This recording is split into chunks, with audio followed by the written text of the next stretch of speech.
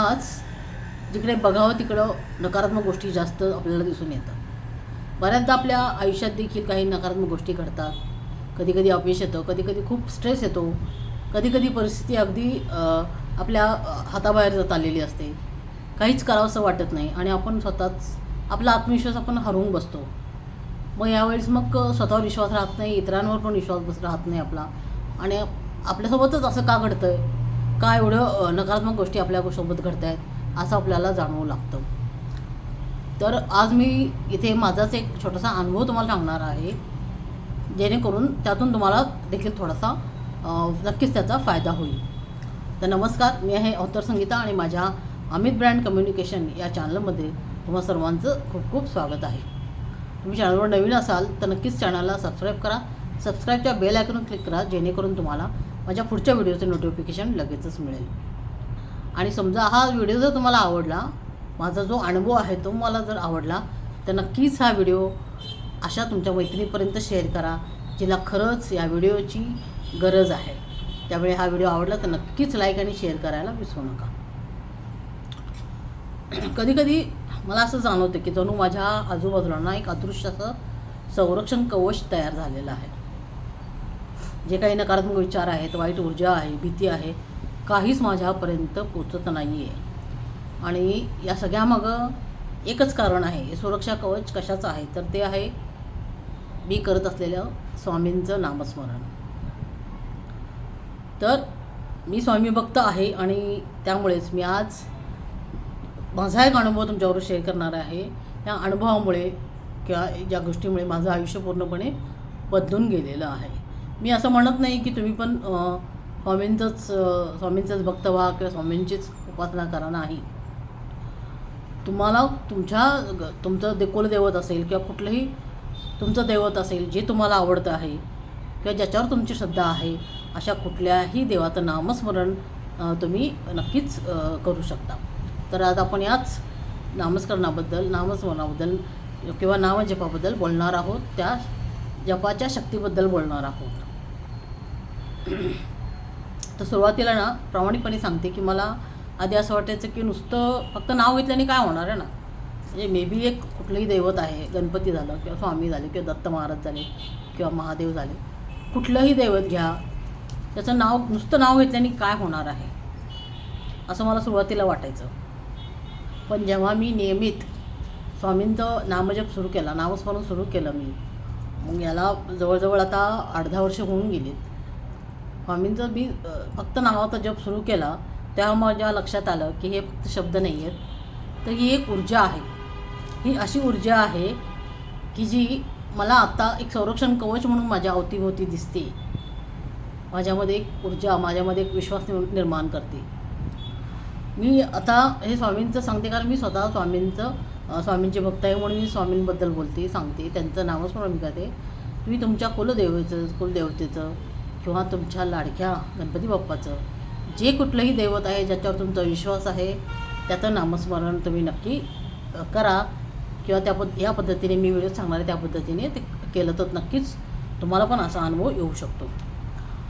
तर हे नामस्मरण जेव्हा मी चालू केलं तेव्हा मग मला समजलं की हे नुसते शब्द नाहीत, तर ही एक ऊर्जा आहे. त्याच्यामुळे माझ्या आयुष्यात आमूलाग्र बदल झालेले आहेत. तर माझ्या आयुष्यात ही ताणतणाव होती, संघर्ष होता, अपयश होतं, मनामध्ये भीती होती, तणाव होता आणि पूर्णपणे गोंधळ होता. आज मी एक नाव म्हणता येईल ना, नाही नावाजलेले वगैरे असं नाही, पण एक बऱ्यापैकी मी लेखिका झालेली आहे. मी एक मोठा ग्रुप चालवते आहे, मी बरेचसे ॲक्टिव्हिटीज करते आहे, मी क्लासेस घेते आहे. तर या पाठीमागचं जे चित्र आहे तरी एक असं काहीच नव्हतं. म्हणजे खूप गोंधळ आणि काहीच मला मार्ग सापडत नव्हता. बऱ्याच वर्षापाठीमागची गोष्ट आहे ही. पण त्या सगळ्यातून मी बाहेर पडत आले. माझा तणाव, भीती, गोंधळ किंवा आत्मविश्वास मला पुन्हा मिळवून दिलेला आहे तो फक्त आणि फक्त या स्वामींच्या नावामुळे किंवा जपामुळेच. मी हळूहळू सुरुवात केली नाव घ्यायला स्वामींचं आणि सगळंच हळूहळू बदलत गेलं आयुष्यातलं. म्हणजे सगळं परिस्थिती होती ती बदलत अगदी सकारात्मक गोष्टी माझ्या आयुष्यामध्ये घडायला लागल्या. त्यामुळे काय होतं की आता कुठलीही अडचण आली तरीही मी घाबरत नाही आहे, कारण मला माहिती आहे की मी एकटी नाही आहे आणि मला जाणवते की माझ्या भोवती एक सुरक्षा कवच आहे, स्वामींचं आहे, जे अभेद आहे, जे अविरत अखंड माझ्या भोवती असतं. त्यामुळे मला कुठल्याही अडचणीची, कुठल्याही संकटाची आता भीती वाटत नाही. कसं असतं बघा, आयुष्यात ना आपल्याला सगळ्या गोष्टी हव्या असतात. काही जणांना शांत समाधानी आयुष्य जगायचं असतं, कोणाला एक आनंदी असं हॅपी असं फॅमिली कुटुंब हवं असतं, कोणाला समाधानाने जगायचं असतं, आणि कोणाला काहीतरी स्वतःचं ध्येय गाठायचं असतं, स्वप्नपूर्ती करायची असते. तर मलाही माझं ध्येय गाठायचं होतं जे लिखाणातलं.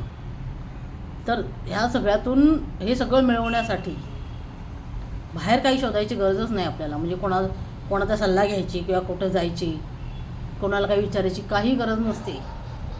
त्यासाठी फक्त आपल्या आपल्या शरीरामध्ये किंवा आपल्या मनामध्येच आपल्या आतमध्ये एक देवघर आहे, ते उजळावं लागतं, प्रकाशमान त्याला करावं लागतं.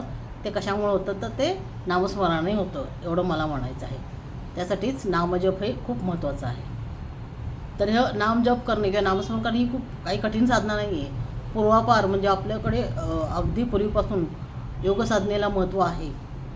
तर योगामध्ये जसं मेडिटेशन आणि मेडिटेशन आहे, ध्यान आहे, तर हा दुसरा तिसरा प्रकार काहीच नाही आहे. हे एक प्रकारचं नामस्मरणच आहे.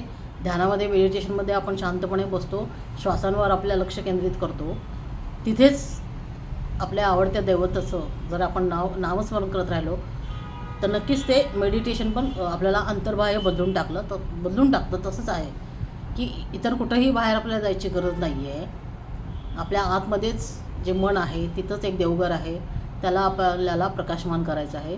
आणि ते तेव्हाच प्रकाशमान होतं जेव्हा आपण आपल्या आवडत्या देवतेचं नामस्मरण सुरू करतो. तर हा सगळ्यात सोपा मार्ग आहे की नामस्मरण करणे. तर यासाठी काही वेळेचं बंधन नाही आहे, ठिकाणाचं बंधन नाही आहे. तुम्ही चालताना, काम करताना, स्वयंपाक करताना, कधीही कुठेही प्रवासात कुठेही तुम्ही तुमच्या देवाचं नामस्मरण करू शकता. आणि जेव्हा आपण सतत नामस्मरण करतो तेव्हा आपलं मन आपोआप शांत होतं, विचार स्थिर होतात आणि आपल्या मनातील भीती, गोंधळ सगळं काही दूर होऊन जातं. हे तुम्ही अगदी अनुभव घेऊन पहा, प्रयत्न करून बघा. तर सायन्सच्या भाषेत सांगायचं झालं तर मेंदू आपला शांत करणाऱ्या लहरी आपोआप आपल्या मेंदूमध्ये तयार होतात जेव्हा आपण नामस्मरण सुरू करतो.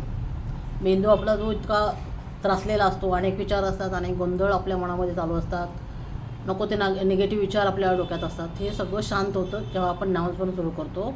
कारण तशा चांगल्या लहरी आपल्या मेंदूमध्ये तयार होत असतात. जेव्हा आपण श्वास घेतो, खोल श्वास घेतलो, अगदी दीर्घ श्वास घेऊन तो सोडतो किंवा थोडासा पॉज घेऊन थांबतो, श्वास घेतो सोडतो, याच्यामुळं काय होतं, शरीरातील तणाव कमी होतो आणि आपल्याला आतून एक आत्मविश्वास येतो, आपल्याला विश्वास मिळतो, आत्मविश्वास आपला तयार होतो आणि कुठलाही निगेटिव्ह इम्पॅक्ट आपल्याला प्रभाव होत नाही. जितकं आपण नामस्मरण करू तितकं आपण आतून स्ट्रॉंग बनत जातो.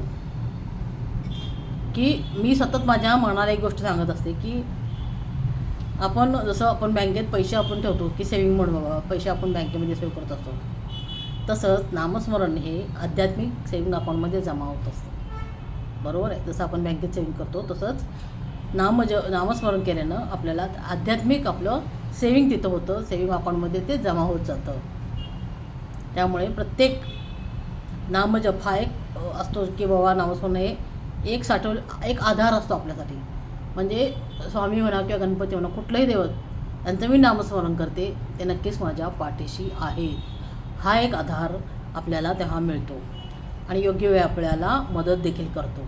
मग कुठलीही अडचण असो, परिस्थिती असो, नक्कीच ते आपल्याला मदतीला धावून येतं. कारण ते आपण आपल्या आध्यात्मिक अकाउंटमध्ये सेव्ह केलं ना आपण ते नामस्मरण, त्याच्यामुळेच नामस्मरणाला खूप महत्त्व आहे. इथे आपल्या इथे बघा 2 प्रकारचे भक्त पाहायला मिळतात. एक म्हणजे जे भीतीपोटी देवाचं नाव घेतात, घाबरून बाबा माझ्यातून काहीतरी चूक झाली आहे का, किंवा मी काही कुठे चुकले का, किंवा अशीच कुठली भीती असेल त्या भीतीपोटी देवाचं नाव घेत असतात. आणि दुसरे जे असतात ते अगदी विश्वासानं देवाचं नाव घेत असतात. तर मी नेहमी या दुसऱ्या प्रकारात राहायचं ठरवलं की विश्वासानं मी स्वामींचं नाव घेणार. कारण जेव्हा आतून विश्वास येतो ना तेव्हा आयुष्य एकदम हलकं व्हायला लागतं आणि सुंदर म्हणायला लागतं. तर नामजप किंवा नामस्मरण जेव्हापासून मी सुरू केलं तेव्हापासून माझ्यामध्ये खूप बदल असं जाणवले. माझे विचार खूप सकारात्मक झाले. वाईट सवयी किंवा वाईट विचार जे होते, जी नकारात्मक होती ती अगदी दूर गेली, पूर्णपणे संपून गेली आणि माझं मन हळूवारपणे हळूहळू शांत होत गेलं. तर हे अगदी जबरदस्ती किंवा ओढून तोडून नाही केलेलं मी, तर अगदी सहजपणे हे घडलेलं आहे. अगदी शांतपणे मी फक्त काय केलं, तर मी फक्त नामस्मरण केलं आहे आणि हळूहळू हे सगळे बदल घडलेले आहेत. तर तुम्हाला देखील या नामस्मरणाने नक्कीच फायदा होणार आहे. तुम्ही हा प्रयोग करून बघा. तुम्ही जर सुरुवात करायची ठरवली तर तुम्हाला सांगते, फक्त रोज 10 ते 15 मिनटं नामजप करा. सकाळी रात्री जसं जमेल तसं करा. हळूहळू करा. तुमच्या दिवसाचा तो एक भाग बनवा. बरोबर आहे. कधीही वाटेल तेव्हा, जेव्हा तुम्ही रिलॅक्स बसला असाल तेव्हा तुम्ही नामस्मरण करायला सुरुवात करा. फक्त 21 दिवस हे सातत्य ठेवून बघा. 21 दिवस आणि मग तुम्ही स्वतः अनुभव घ्या. कारण आपण बाहेरच्या जगाशी म्हणा किंवा आपल्या आयुष्याशी खूप आपण धडपड करत असतो आणि थोडा वेळ आपण स्वतःसाठी काढला, मन स्थिर केलं, शांत केलं, तर आयुष्य नक्कीच एका चांगल्या मार्गावर जाऊ शकतं आणि सुंदर बनवू शकतं. त्यामुळे थोडासा 1-5 मिनटाचा वेळ काढा आणि आवडत्या तुमच्या देवाचं श्रद्धेने अगदी नामस्मरण जप सुरू करा. 21 दिवस फक्त हा प्रयोग करून बघा आणि तुमचं आयुष्य अगदी स्थिर व्हायला लागेल, शांत होईल, तुम्हाला समाधान मिळेल आणि ज्या गोष्टी तुम्हाला मिळवायच्या आहेत आयुष्यात ना, त्या 100% तुम्हाला मिळणार आहे. तर कसा वाटला माझा अनुभव नक्कीच मला कमेंट करून सांगा. धन्यवाद.